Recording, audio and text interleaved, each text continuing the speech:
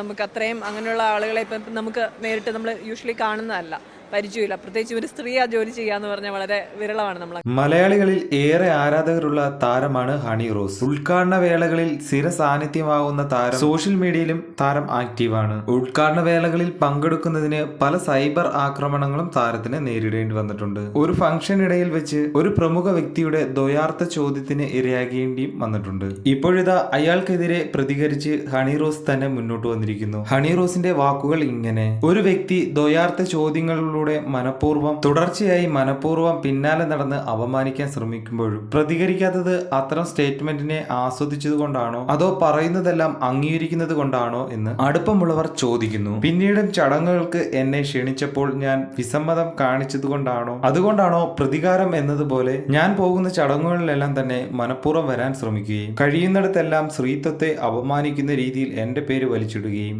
ഏതൊരു സ്ത്രീയെയും ഇങ്ങനെ അപമാനിക്കാൻ കഴിയുമോ? ഞാൻ വ്യക്തിപരമായി ഇങ്ങനെയുള്ള കാര്യങ്ങൾക്ക് എന്താണ് നിങ്ങളുടെ അഭിപ്രായം? കമന്റ് ചെയ്യൂ. അടുത്ത നല്ലൊരു വീഡിയോയിൽ വീണ്ടും കാണാം. Good bye.